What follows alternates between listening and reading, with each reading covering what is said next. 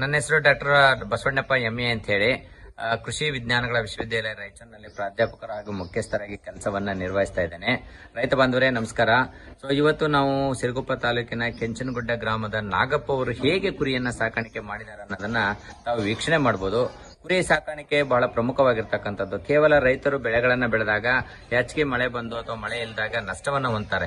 ಕೃಷಿಗೆ ಪೂರಕವಾಗಿರ್ತಕ್ಕಂಥ ಉಪಕಸುಗಳಾಗಿರ್ತಕ್ಕಂಥ ಕುರಿ ಸಾಕಾಣಿಕೆ, ಮೇಕೆ ಸಾಕಾಣಿಕೆ, ಕೋಳಿ ಸಾಕಾಣಿಕೆ, ಹೈನುಗಾರಿಕೆ, ಜೇನು ಸಾಕಾಣಿಕೆ, ರೇಷ್ಮೆ ಕೃಷಿ, ಮೀನು ಕೃಷಿ ಇಂತಹ ಉಪಕಸುಗಳನ್ನು ಮಾಡಿಕೊಂಡಾಗ ಮಾತ್ರ ರೈತರು ಸದೃಢವಾಗಿ ಸಬಲರಾಗಿ ಆರ್ಥಿಕವಾಗಿ ಅವರು ಸುಧಾರಣೆ ಆಗ್ಬೋದು ಅನ್ನೋದಕ್ಕೆ ಒಂದು ಉದಾಹರಣೆಯಾಗಿದೆ.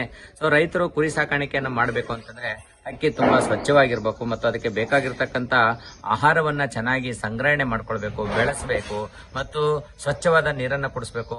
ಮೇವುಗಳಲ್ಲಿ ಕುದುರೆ ಮೆಂತೆ ಇರ್ಬೋದು, COFS31 ಇರ್ಬೋದು, ಕೋಫೋರ್ ಇರ್ಬೋದು, ಸೂಪರ್ ನೇಪಿಯರ್ ಇರ್ಬೋದು, ಅದರ ಜೊತೆಗೆ ಮೆಕ್ಕೆಜೋಳದ ನುಚ್ಚು, ಕುರಿ ಮತ್ತೆ ತೊಗರಿ ಹೊಟ್ಟು, ಕಡಲೆ ಹೊಟ್ಟು ಮತ್ತೆ ಹುರುಳಿ ಹೊಟ್ಟು ಇಂಥವುಗಳನ್ನ ಮೇಯಿಸಿದಾಗ ಮಾತ್ರ ಕುರಿ ಬಹಳ ದಷ್ಟಪುಷ್ಟವಾಗುತ್ತೆ. ಅದಕ್ಕೆ ಪ್ರಮುಖವಾಗಿ ಕುರಿಗಳಿಗೆ ಬರ್ತಕ್ಕಂಥ ರೋಗಗಳನ್ನ ಹೋಗಲಾಡಿಸ್ಲಿಕ್ಕೆ ನಾವು ವ್ಯಾಕ್ಸಿನೇಷನ್ ಕೂಡ ಹಾಕ್ತಕ್ಕಂಥದ್ದು ಬಹಳ ಪ್ರಮುಖವಾಗಿರ್ತಕ್ಕಂಥದ್ದು.